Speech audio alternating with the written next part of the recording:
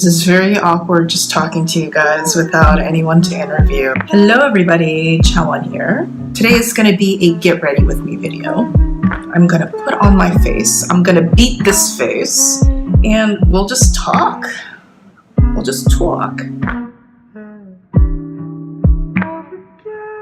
So I want to tell you guys a little bit about what's going on with my life. I definitely have issues with sharing my life, which is strange because there was a point maybe about 10 years ago where I was on Twitter constantly talking about who I was fucking and everything like that. So it's not so much that I'm shy, and it's not even a privacy issue.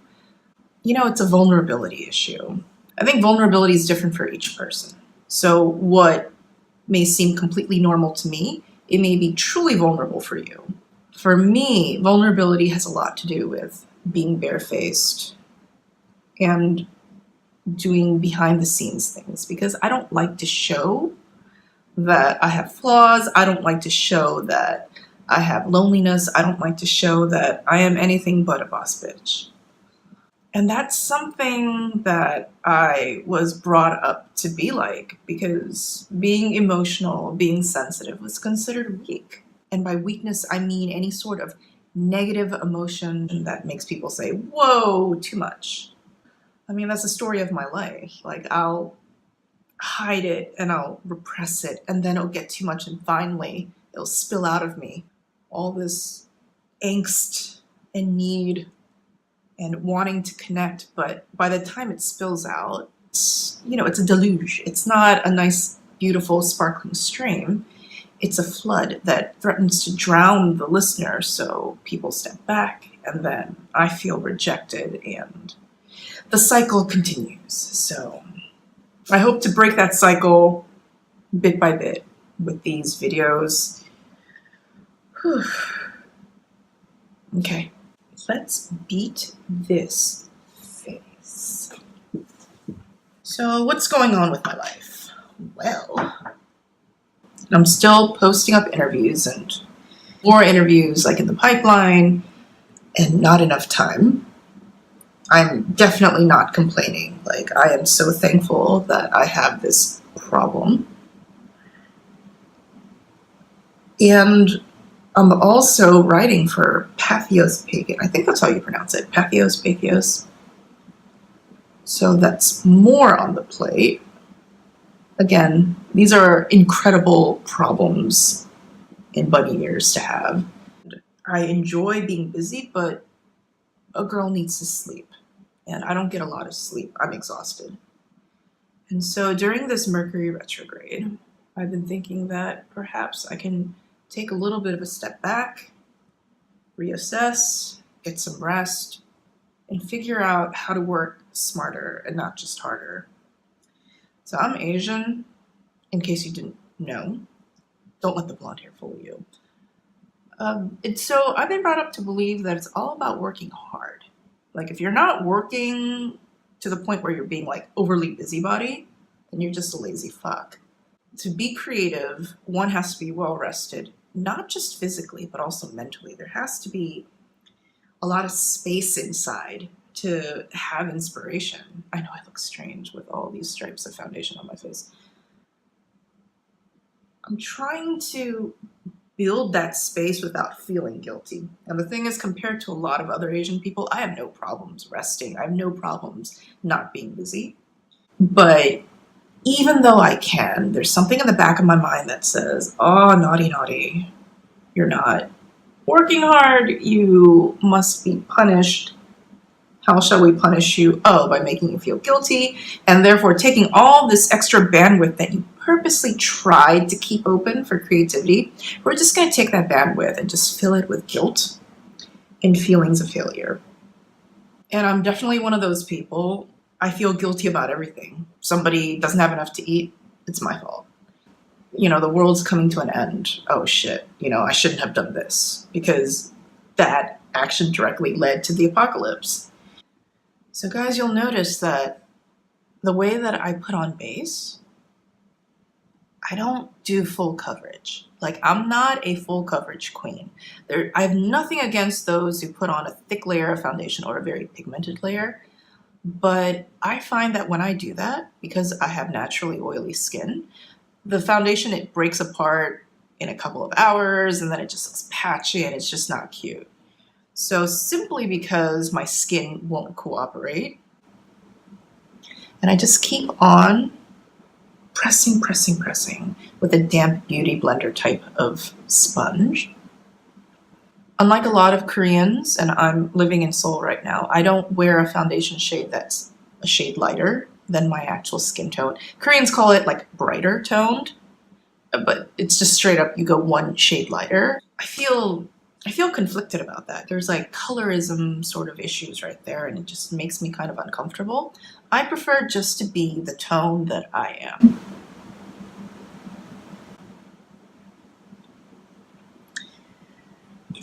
And the sun goes back behind the clouds. Ain't that life?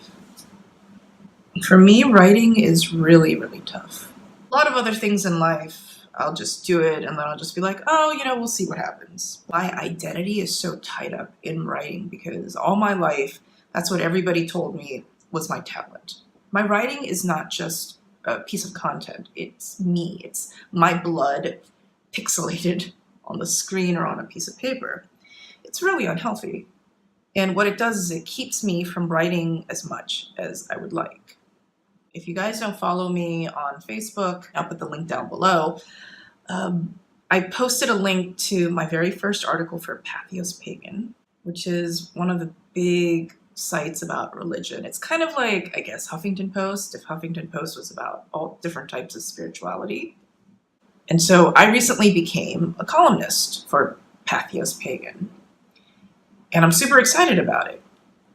The problem is that writing is excruciating for me. Whenever I write, I feel almost like throwing up.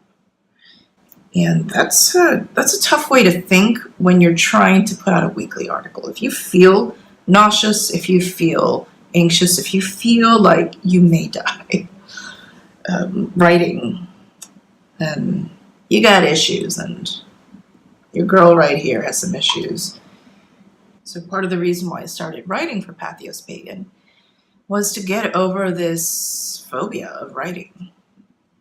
We all have different ways with dealing with blocks. And personally, I find that if I overanalyze it, like if I go into therapy, if I talk to someone about it, I just become more neurotic. Like I'm really good at sort of lawyering myself into a corner. The best thing for me, and this is just for me, for other people it could be totally different, but for me, I need to actually do action. And in the past, I've tried lots of things. I've tried drugs, I've tried sex. It was action, but it just caused a lot more fuckery. So it just caused a lot more shit.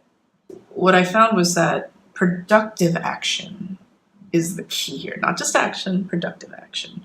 My productive action is creating. The way that I found out that that was my jam was just through feedback from other people. Years and years of person after person telling me, you're only happy when you write. Of course, in my mind, I was like, what are you talking about? I am miserable when I write. And yet the feedback I was receiving from others was, no, you're actually more miserable when you don't write. Okay, you may not enjoy the process of writing, and yet even that agony fills you with a certain glow. It makes you look happier than if you were just laying in bed watching Netflix. And that was news to me, and for many years I kind of rejected it. But if you hear the same thing over and over and over again, then you start to think, eyebrows are always such a struggle. I just want to shave off my eyebrows from here to here, so I can just draw on the tail. But I always forget. I'm really hard on myself for everything. Another way that I'm really hard on myself is that my magic practice is not consistent. And I've always had problems with this. When I need something, I am motivated, I am focused. But when things are going okay, I just let my practice slide. A sort of inconsistent energy. It just doesn't seem like the best way to do magic. So what I'd like to develop is a consistent daily practice. Magic is a technology, and I'm starting to realize, not just through the interviews that I'm doing with occult author after occult author who's had years of experience, but also my own personal experience that just like with any sort of machine, when you build momentum, that momentum helps drive any sort of movement. And that's what I want to do. I want to build consistency. That's really the only way that I can truly gauge whether magic is effective. If I do it in fits and starts and stops, then can I truly say that whatever results I get are from magic or are from coincidence or are from this or that? It's a poorly designed experiment at that point, and it's basically just half-assing it. Voila, the eyebrows. So I really love Aidan Wachter's 6 Ways. And I did an interview with him a couple weeks ago. The way to go to kind of think about spirits is to realize that they are not necessarily super different than you are. Let's say we have this young woman having massive writer's block. You talk about meditation, trance work, you talk about chakras. What are some things that she could start doing right away for the next, let's say, 30 to 60 days? And what sort of results can she expect? If you treat yourself more like a spirit being, you can get more done magically. And then if you treat them more in the way that you would like to be treated as a person, they tend to reciprocate a lot harder. It's definitely the book that I wish I had when I first started magic. It lays out kind of step by step how to build a daily practice, how to build ancestor veneration practice. And I like how his stuff is sort of agnostic in a lot of ways. So not just agnostic in terms of religion, but also types of magical practice. But it has a foundation of trance work, meditation, and small altars. So I would love to give a new copy of 6 Ways to anybody who signs up for my email list. And the link will be below. If you already have a copy, that's fine. Still sign up and you can give this new copy to a friend. I'm really excited for the world to read Aidan's book. Again, such a practical, such a great primer for new witches. I like to put on raccoon eyes, so this is gonna look crazy. But it's all gonna come together, I promise you. Much like magic. The process to get there looks messy. Sometimes it's only at the very end, like seriously, like a second before. That's when everything just... What would a daily magical practice mean for me? I think it would signal to myself that I'm really serious about magic, that I'm not just going to be a dilettante, or just a tourist, or just, somebody who talks a lot of shit. Thanks to everybody who read my first Patheos Pagan article and shared it. I mean, I had no idea that people would resonate with it. And to say that I'm a non-magical thinking magic person, it sounded kind of like an oxymoron. And I wasn't trying to start shit. So I was just like, what's going to happen? But the response has been really encouraging. It seems like there's a lot of people out there who either see magic from a more psychological model or somehow manage to mesh being an atheist, but also an animist. My mind still needs to wrap around that concept, but, it really helps me when I write about it. Like I mentioned, the entire process of writing, it makes me want to, dig a hole and die. But maybe the reason why it fills me with such dread and anxiety is because when I'm writing, I'm also excavating parts of myself that are tender and don't want to be touched. It's the valley of the shadow of death. It's destructive in terms of it destroys my ego. It destroys what I find comfortable. It destroys all the convenient truths that I hold that keep me safe, or so I feel safe. To touch the parts of myself that intimately know of shame, that feels unworthy, that is basically blocking me from doing magic and just being myself, because that's what I'm doing. I'm not just writing about, yay, I'm great and magic is awesome, the end. Magic is the alchemical process. It is turning base metal into gold. And you are that metal that is going to be revealed as gold. But to get to that point, you need to go through a process of heating and cooling and just revealing all these different facets of yourself. And maybe some of these facets are painful and not approved of. I'm not exactly sure how I feel about a lot of these things, and that's what writing helps me do. It helps me organize my thoughts. It helps me take these nebulous thoughts just running around in my head and concretizes them. Practicing magic is a very vulnerable thing because it's not something you can just talk about with anybody. It's not something that you can bring up with your coworker. Oh, what'd you do this weekend? I set up an altar for Hecate.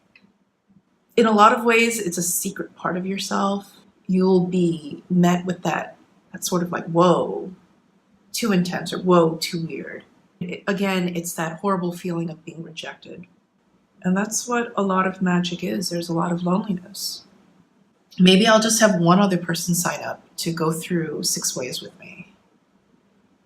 And just even that makes me excited, because even one other person who gets you, who's like a kindred spirit, that takes away so much of the fear of going at it alone, of being the outcast, of being on that iceberg, being pushed off, to starve to death. That's like the analogy that I always use and always comes into my mind of what it feels like to be rejected. In those Native American tribes in the Arctic Circle, where if a woman or any old person just is no longer of any benefit to the village, they're just put on this like floating piece of ice and they're just like pushed out. And they're just left to die. And it's heartless, but it's also a way to make sure that the younger people who do have a fighting chance to survive, that they get the resources. The idea of drifting alone and dying of exposure to the elements, of being frozen.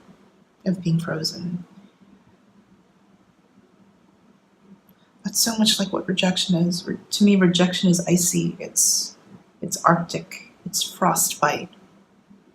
It turns your skin to marble. It freezes your blood.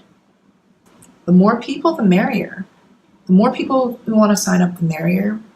The main thing is the connection, though. I want people who sincerely want to go through the book with me to sign up. It's not about the numbers. It's about the authenticity. And just saying that, it feels very scary, because sometimes I feel as though I idealize and over-romanticize these things. But if you've grown up feeling like you don't fit in with the rest of the animals in the zoo, trying to search for your own flock, it becomes one of the driving forces in your life. I don't think a lot of people would automatically assume, just looking at me, that I've felt such lack of connection throughout my life. And let me know in the comments down below if you like these sorts of, up close and personal videos, or do you prefer that I stick to business, that I stick to the interviews only? I'm going to overdraw my lips because that's what I do. And of course,